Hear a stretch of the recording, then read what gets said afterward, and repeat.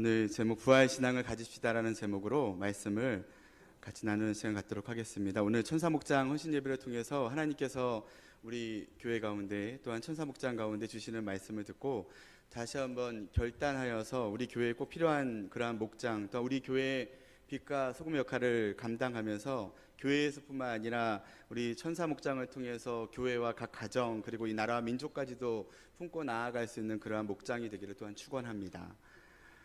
한동안 한국교회에 제자훈련이 한참 유행을 했습니다. 대표적으로 이제 사랑의 교회 옥하는 목사님이 이제 제자훈련을 거의 대표한다고 얘기할 수 있는데요. 이러한 역량으로 한국교회 가운데 굉장히 많이 제자훈련이라는 것이 보급이 됐고요. 이제 그 전에도 오래전부터 한국 대학교회 CCC나 예수전도단이나 IVF 같은 그런 동아리에서 청년들을 제자훈련을 시켜서 양육해서 이제 각 교회로 보내는 그런 세워나가는 그런 과정들이 있었습니다. 그래서 일반적으로 그냥 주일날 한두 번 예배를 드리는 것으로 그냥 끝나는 그런 신앙이 아니라 좀 더 예수님을 잘 따라 나가기 위해서 더 하나님의 음성을 더 듣고 하나님이 원하시는 그런 바를 배워 나가는 그러한 심화 과정으로 제자 훈련이라는 걸 통해서 이제 한국 교회가 그다음에 우리 크리스찬들이 많이 변화되어지는 그런 시간들을 가졌었습니다. 그래서 지금은 대부분이 많은 교회에서 이제 중직자 훈련이나 재직자 훈련 같은 데 제자 훈련이 많이 도입이 되고 있고요. 적용이 되고 있고요. 이제 이러한 유행 가운데 한국의 대학교에서나 어떤 옥하는 목사님의 그러한 제자 훈련이 시작이 된 것이 제자 훈련이 시작이 된 것이 아니라 이제 그보다 더 오래전 바로 예수님께서 그러한 제자들을 훈련시킨 것에 우리가 그 기초를 둘 수 있다고 생각을 합니다. 3년 동안 시간 동안에 같이 합숙을 하면서 같이 먹고 자고 그 다음에 예수님께서 친히 몸소 어떻게 신앙생활을 하는 거야라고 보여주시면서 다양한 방법으로 우리 제자들에게 말씀을 해주셨고 보여주셨고 해서 그런 제자 훈련을 해주셨던 제자들을 훈련시키셨던 그런 사건들을 우리가 말씀을 통해서 보게 됩니다. 오늘 우리가 읽었던 나사로의 사건도 예수님께서 제자들을 훈련시키시는 대표적인 사건 중에 하나입니다. 물론 이제 오늘 제목과 같이 부활에 대한 것을 연결지어서 우리가 생각해 볼 수 있는 그런 내용들이고요. 예수님께서 제자들을 훈련시키면서 제자들이 신앙생활하는 사람으로서 크리스찬으로서 그리스도인으로서 어떻게 살기를 원하시는지를 오늘 사건을 통해서 주님께서 보여주십니다. 이것은 제자들뿐만이 아니라 우리가 지금 이 사건을 접하는 우리에게도 또 우리가 오늘 이 말씀을 가지고 예배를 드리는 우리에게도 주님께서는 오늘 말씀을 통해서 어떠한 훈련이 되기 원하시는지 듣기를 원하시고 또한 하나님의 음성을 듣기 원하시는 것이 하나님의 계획이라고 생각을 합니다. 우리가 오늘 말씀을 다 읽진 않았지만 나사로의 사건은 너무 유명한 말씀이고요. 요한복음 11장 1절부터 44절까지 전체적인 그런 말씀을 가지고 오늘 말씀을 나눠보려고 합니다. 주님께서는 오늘 사건을 통해서 제자들에게 또한 우리에게 훈련시키기 원하시는 그런 부분들을 세 가지로 먼저 요약을 해봤는데요. 첫 번째는 우리가 문제를 대하는 태도입니다. 우리가 문제를 대하는 그런 태도. 한국교회에 지금껏 많은 부분들이 우리가 한국교회가 굉장히 급성장을 많이 했다고 얘기를 하는데요. 그 동기 중에 하나가 장단점이 있지만 기복신앙적인 그런 부분들이 있었습니다. 교회를 다니면 돈을 많이 벌 수 있고 부자가 될 수 있고 또 교회를 다니면 병이 낫고 교회를 다니면 아프지 않고 또 자녀들이 성공할 수 있다라는 그러한 믿음, 그러한 신앙을 가지고 한국교회가 어떻게 보면 초반에 성장하는데 굉장히 큰 기여를 했던 장점 아닌 장점, 단점 같은 장점인 것 같습니다. 여러분들이 생각하시기에는 어떻습니까? 이게 맞는 말입니까? 틀린 말인 것 같습니까? 완전히 틀렸다고 말하기도 약간 좀 애매하기도 하고요. 또 완전히 맞았다고 얘기하기도 약간 애매합니다. 어떻게 보면 맞고 또 어떻게 보면 틀린데요. 우리가 교회를 다니면 전지전능하신 하나님께서 우리를 축복해 주시는 것은 맞습니다. 그런데 문제는 우리가 교회를 다닌다고 무조건 축복을 주시는 게 아니라는 겁니다. 우리가 예배를 드린다고 교회를 출석을 한다고 하나님께서 우리에게 무조건 축복을 주신다는 게 아닙니다. 우리가 주님 안에 있을 때 주님의 뜻대로 살아갈 때 주님이 주시는 이런 영적인 삶을 살아갈 때 천국의 소망과 함께 이 땅에서도 그 천국의 삶을 누릴 수 있는 그런 축복을 우리에게 주시는 거거든요. 근데 문제는 이러한 기복신앙적인 그런 축복만을 강조하다 보면 나는 열심히 교회를 다녔는데 부자가 안 되고, 나는 열심히 교회에서 뭐 헌신도 하고 봉사도 했는데 병에 걸리고, 나는 열심히 교회를 다니고 봉사했는데 우리 자녀들이 성공하지 못하면 굉장히 고민하면서 그걸로 상처받아서 떠나가는 그런 사람들이 많이 늘어났다라는 겁니다. 앞에서도 지난번에도 말씀을 드렸지만, 우리가 교회를 다니면 축복을 받을 수 있고 우리의 모든 문제가 주님 안에 해결함을 받을 수 있지만, 이것이 어느 관점으로 보느냐의 그런 차이가 있다라는 겁니다.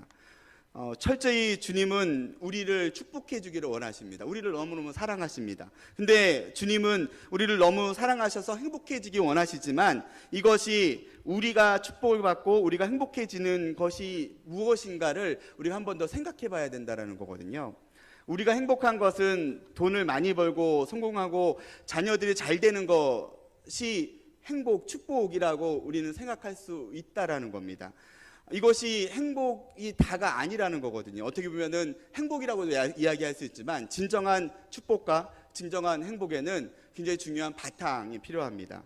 주님이 함께 하시면서 내가 돈을 많이 벌어서 내 뜻대로가 아니라 내 마음대로가 아니라 주님의 뜻에 맞는 그런 삶을 살아갈 때 그것이 축복이 될 수 있는 거고요. 내가 성공을 해도 내 뜻, 내 마음대로 하는 그런 성공이 아니라 주님 안에서 성공하고 내 성공이 내 이름을 떨치는 그런 성공이 아니라 주님의 이름을 높여드리는 그런 성공이라면 그 성공은 정말 주님이 기뻐하시는 성공이 되는 거고요. 또 우리 자녀들이 너무 잘 됐는데 주님 안에서 잘 성장하면서 그것이 성장하고 잘 됐으면은 정말 놀라운 그런 축복의 길이 되는 것인데, 이것이 진짜 성공이고 진짜 축복이라는 것입니다. 돈은 많이 벌었는데 그 돈으로 인하여서 주님을 잃어버리게 되고, 점점 돈을 많이 벌면 벌수록 주님을 떠나가고 교회를 멀리하게 된다면 그것은 축복이 아니라 어떻게 보면 저주의 독배가 될 수 있는 거고요.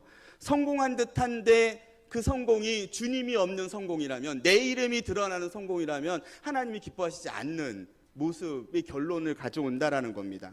우리 자녀들이 아무리 좋은 학교를 가고 아무리 좋은 직장에 취업을 하고 아무리 좋은 결혼 생활을 한다 할지라도 그 자녀들이 축복받은 것 같긴 하지만은 주님 안에 있는 것이 아니라 세상 가운데 있으면서 주님을 떠나가면서 그러한 성공한 모습을 가지고 있다면 그것은 진정한 성공의 모습이 아니라는 겁니다.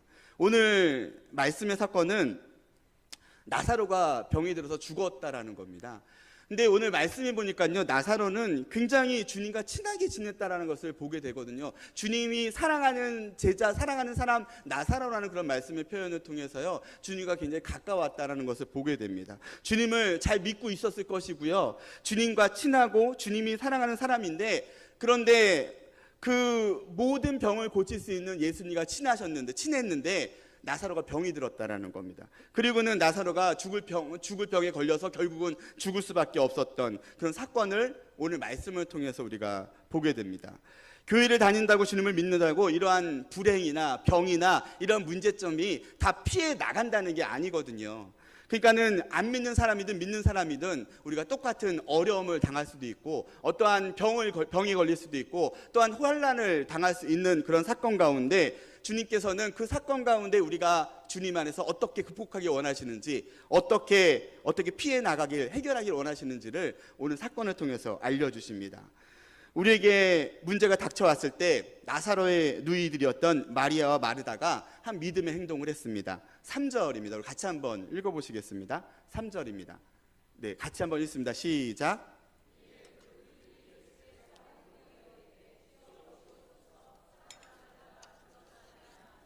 병이 들었을 때, 문제가 생겼을 때 마리아 마르다가 했던 가장 첫 번째 행동은 뭔가요? 바로 주님을 찾았습니다. 바로 우리의 모든 문제와 모든 병의 해결점이 바로 주님께 있다라는 겁니다. 주님께서는 이런 사건들, 문제들을 통해서 안 믿는 사람들과 같은 그런 행동이 아니라 주변에서 일어나는 일들을 통해서 우리에게 말씀해 주시기 원하신다라는 겁니다. 이스라엘 백성이 광야에서 40년 동안 훈련을 받으면서 영적인 가나안 땅에 들어가기 그 과정 가운데 훈련을 해주는 것처럼 우리가 이 땅에 살아가면서 하나님의 자녀로서 천국 백성의 삶을 살아가는 과정 가운데 우리의 연약한 부분이 때로는 훈련되어지고 우리의 모난 부분이 깎여지는 그런 훈련이 우리의 환난과 병과 또한 여러 가지 사건들을 통해서 우리 가운데, 여러분 가운데 우리 교회 가운데 주신다라는 겁니다. 주님께서는 우리를 이렇게 훈련하심을 통해서 주님의 사랑의 방법을 보여주시고 계시다라는 겁니다. 주님은 결코 실수하시는 분이 아니십니다. 주님은 결코 우연을 여러분에게 주시지 않는다라는 겁니다. 오늘 오전에도 목사님께서 말씀해 주셨던 것처럼 우리에게 모든 주변에 일어나는 일들이 주님의 계획하심 가운데 여러분의 한 사람 한 사람의 모습 가운데 하나님의 계획이 있으시다라는 겁니다. 지금 여러분이 어려운 일을 당하고 계십니까? 힘든 일이 있습니까? 또한 때로는 기쁜 일이 있으십니까? 그것도 하나님의 여러분을 사랑하시는 하나님의 자녀를 만들기 위한 훈련의 그러한 과정 가운데 있다라는 겁니다. 여러분 한 사람 한 사람 또한 우리 천사 목장 한 가정 가운데 하나님께서 놀라운 계획들을 가지고 계신데 그것을 그러한 어려운 일이 당했을 때 그런 문제를 당했을 때 왜 나만 이러한 고통을 주는 거야 난 열심히 했는데 라는 불평과 원망이 아니라 이러한 문제가 있을 때 어려움이 닥쳤을 때 마리아와 마르다가 주님 앞에 나아갔던 것처럼 먼저 주님을 찾았던 것처럼 주님이 원하시는 뜻이 무엇인가 이 사건을 통해서 이 아픈 것을 통해서 이 상황을 통해서 주님께서 나에게 우리 교회에게 우리 가정에게 말씀하기를 원하시는 것이 무엇일까 내가 어떻게 훈련되어지기 원하시는가를 찾는 것이 우리 첫 번째 해답이라는 겁니다. 이것은 어떻게 보면 굉장히 주님에 대한 신뢰의 문제일 수도 있습니다. 주님은 여러분을 사랑하신다니까요. 여러분의 문제 가운데 상황 가운데 여러분을 사랑하시기 때문에 주시는 사건 상황이시라니까요. 그 상황을 주님을 신뢰하면서 우리가 나가는 것 주님께 맡기는 것이 우리가 첫 번째 필요한 오늘의 사건의 교훈입니다. 우리 두 번째 말이 좀 빨라도 이해를 해주십시오. 두 번째 우리의 기도에 대한 응답을 대하는 그런 태도입니다. 대부분의 크리스찬들은 문제가 생기면 뭘 합니까? 우리가 기도를 하지 않습니까? 기도를 통해서 주님께 고쳐달라고 기도하고 해결해달라고 기도하는 것이 우리의 신앙생활의 그런 모습이라는 겁니다. 이거는 지금의 우리들만의 모습이 아니라 이미 성경에서도 보니까는 마리아, 마르다도 마찬가지고 많은 사람들이 기도하면서 하나님께 문제를 주님 앞에 내려놨던 하나님께 맡겼던 그런 사건들을 우리가 볼 수가 있습니다. 이제 이런 행동은 굉장히 잘한 행동이죠. 우리가 문제가 생기면 어려운 일이 당하면 주님 앞에 무릎 꿇고 기도하면서 주님의 뜻을 구하는 것이 우리의 신앙 가운데 굉장히 중요하다라는 겁니다. 그래서 교회에서 많이 사용하는 표현 중에 또 제가 굉장히 좋아하는 그런 표현 중에 있습니다. 다음 페이지를 좀 보여주시면요. 기도보다 성령보다 앞서지 말라라는 그러한 말이 있습니다. 우리가 진정한 크리스찬이라면 여러분이 무슨 일을 하시든지 어떠한 상황이시든지 기도보다 성령보다 앞서지 않는 그런 삶을 살아야 됩니다. 물론 내 경험 때문에 내가 지금까지 신앙생활에 온 게 몇 년인데 이전 기도쯤은 안 해도 내가 이 정도 충분히 할 수 있어요 라는 그러한 마음은 교만한 마음입니다. 정말 기도보다 성령보다 앞서지 않는 작은 일에도 앞서지 않는 저와 여러분들이 되셨으면 좋겠습니다. 자, 그렇다면 예수님께서 오늘 찾았던 마리아 마르다와 같이 주님을 간절히 찾았는데요. 그 반응이 근데 오늘 기도에 대한 두 번째 테마는 기도인데요. 응답이 나옵니다. PPT 이제 5번째 페이지를 보여주시면 6절 7절 말씀을 같이 한번 읽어보시겠습니다. 시작.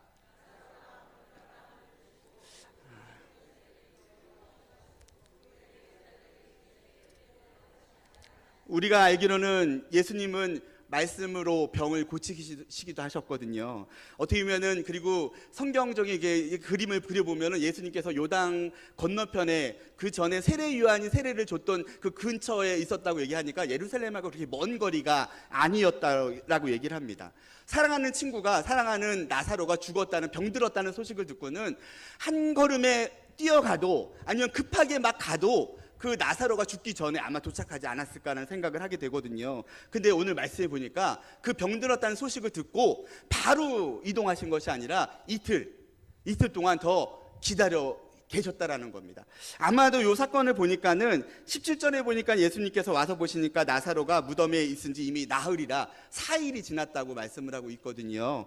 그러니까 이미 예수님께서는 나사로의 사건을 들으시고는 나사로가 죽은 줄을 아시는 그런 상황 가운데 있었다라는 겁니다. 근데 예수님께서는 그 사건을 아시고 들으시고는 이틀을 더 유하시면서 정말로 나사로가 죽었다는 사실을 모든 사람들이 알게끔 인지하게끔 기다렸다라는 겁니다. 그리고는 이틀 후에 가서 예수님께서 나사로를 살리시죠.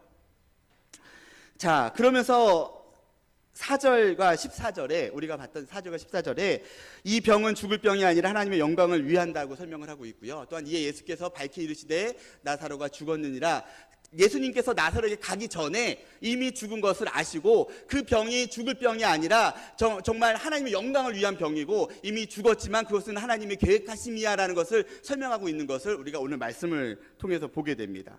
자, 우리가 이러한 사건들을 통해서 우리가 두 번째 배워야 될 것, 우리가 기도할 때 배워야 될 것은 뭐냐면요, 다 주님의 때가 있다라는 겁니다. 주님이 우리가 기도할 때 주님께서 우리에게 기도 응답을 해주시는데 그 기도 응답에 대한 그런 부분들이 다 주님의 때가 있기 때문에 그 때 가운데 하나님께서 우리에게 응답을 해주신다라는 겁니다. 하나님께서 우리의 기도를 다 들어주시고요, 다 듣고 계시고 그 기도를 우리를 너무 사랑하시기 때문에 우리에게 응답을 해주실 것인데 그 때가 지금 당장일 수도 있고요, 때로는 정말 우리에게 불필요해서 거절도 하나의 하나님의 응답의 방법일 수도 있고, 때로는 지금이 아니라 먼 나중에, 먼 이후에 하나님이 필요한 때에, 정말 하나님이 꼭 필요하다고 느낄 때에 주시는 그런 기도 응답이 우리 가운데 있다라는 겁니다. 우리가 이 사건을 통해서 우리가 생각해 보기 원하는 것은 바로 기도를 할지라도 주님이 당장 우리에게 기도 응답을 해주시지 않을지라도 이미 주님께서는 우리의 기도를 듣고 계시고 그 기도에 가장 합당한 때를 기다리고 계시는 주님을 여러분이 만나보시는 저와 여러분들이 되셨으면 좋겠습니다. 우리가 기도에 대한 그러한 마지막 결론적인 그런 부분들은요, 빌립보서 4장 6절에서 7절 말씀입니다. 같이 한번 읽어볼까요?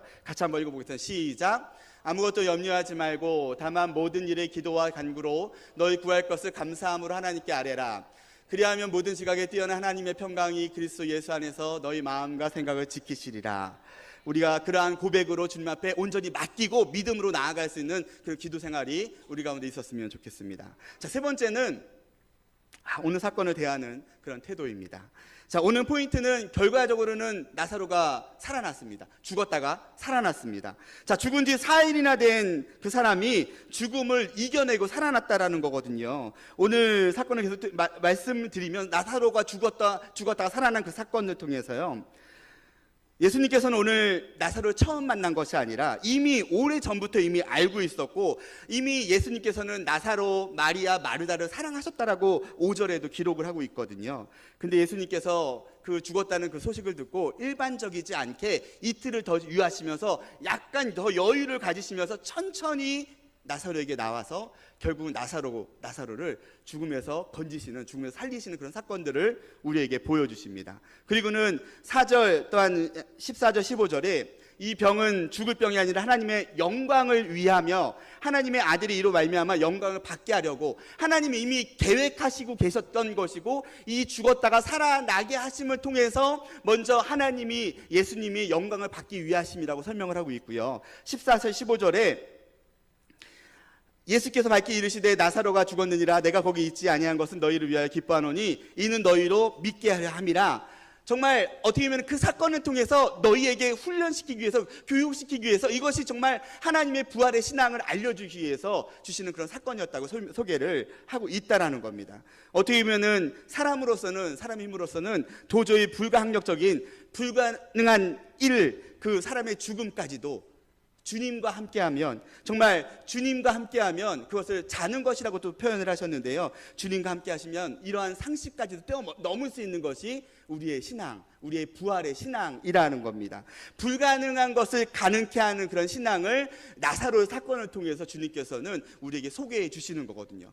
우리의 상식과 우리의 생각으로는 도저히 할 수 없다라고 손을 놓을 수밖에 없는 그런 상황에도 주님이 함께 하시면, 주님이 우리와 동행하시면 그 죽음의 문제까지도, 우리가 도저히 안 된다고 결론 질 수밖에 없는 그런 문제까지도 주님께서는 해결해 주실 수 있고, 주님께서 기적을 만들어 주실 수 있고, 주님께서 그런 상황을 변화시켜 주실 수 있다는 것이 주님의 계획이고, 또 이 사건을 통해서 우리의 신앙이 주님과 함께하면 우리가 두려울 것이, 걱정할 것이, 우리에게 불가능한 것이 무엇이냐라고 설명해 주신 것이 오늘의 말씀입니다.